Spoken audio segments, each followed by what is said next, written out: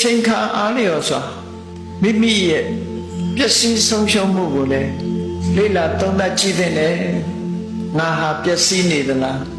ငါအစိတ်အခြေအနေတွေဘယ်လိုရှိငါ့ကိုဘာတွေကနှွမ်းမိုးနေသလဲနေ့စဉ်နဲ့အမျှငါစိတ်အခြေအနေတွေဟာဘယ်လိုရှိသလဲမကောင်းတဲ့စိတ်တွေဘယ်လောက်များစွာဖြစ်နေသလဲအတ္တဝိပတ္တိကိုယ့်ရဲ့ပျက်စီးနေပုံမတ်တမဲ့မနေရဘူးကိုယ့်ကိုကောင်းနေတယ်လို့မထင်နဲ့ကိုယ့်ကိုပျက်စီးနေတာလားဆိုတာကိုစဉ်းကျင်သုံးသပ်ကြည့်ဘုမမေနေ့စဉ်ဘဝမှာနေတဲ့အချိန်မှာ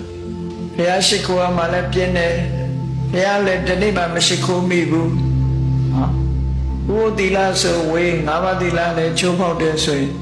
ဒါကိုယ့်ကိုပျက်စီးနေပြီလို့မှတ်သားဖို့တော့တနေ့ကကုံသွားရောကုသိုလ်ကောင်းမှုတွေမှာစိတ်ကိုလုံးဝမရောက်ဖက်နဲ့ကောင်းကောင်းအာယုစိတ်တွေစာဝနေရေး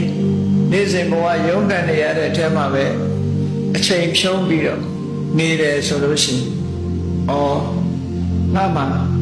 ကောင်းတဲ့စိတ်တွေပျက်စီးနေပါလားဆိုတာစဉ်းကျင်သုံးသပ်တွေ့တော့ရသော်ဗျာတတိပေးတယ်ကိုရဲ့ပျက်စီးဆုံးရှုံးနေမှုကိုလည်းပဲစဉ်းကျင်သုံးသပ်ပေးရမယ်။နောက်တစ်ခုကျတော့ကိုယ်နဲ့ကိုယ်ပတ်ဝန်းကျင်ဆိုတာဆက်ဆက်ပြီးတော့နေတခြားပုဂ္ဂိုလ်တွေကိုလည်းကြည့်လိုက်တခြားပုဂ္ဂိုလ်တွေရဲ့ကိုယ်နဲ့အနီးမှာပတ်ဝန်းကျင်မှာရှိတဲ့ပုဂ္ဂိုလ်တွေရဲ့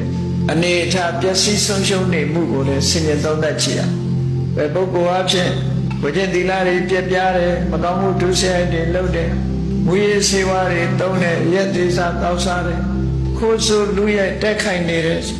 အဲ့ဒီပုဂ္ဂိုလ်ရဲ့အခြေအနေကိုကြည့်ဘယ်လိုဖြစ်သွားသလဲဆိုတာတွေကိုသူတစ်ပါးရဲ့ပျက်စီးဆုံးရှုံးမှုဆိုတာကိုလည်း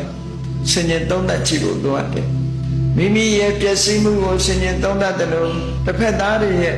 ပျက်စီးမှုတွေကိုလည်းစဉ်းကျင်သုံးသပ်ကြည့်ဖို့လိုအပ်တယ်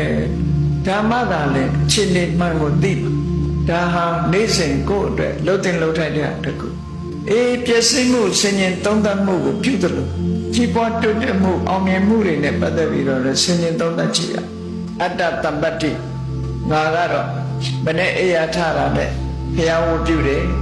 နော်ပရိစိတ်တယ်ဘုရားကုံတော်တွေပွားများအားထုတ်တယ်ပရိမေတ္တာရွတ်တယ်ဘုရားဝေပန်းရည်ချမ်းနေတယ်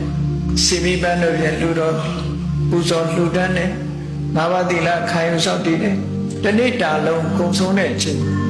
ငါစိတ်ထဲမှာကုသိုလ်တွေနဲ့ပဲအချိန်ကုန်သွားတယ်ကိုယ့်ရဲ့ပြည့်စုံမှုစဉ်းကျင်သုံးသပ်ကြည့်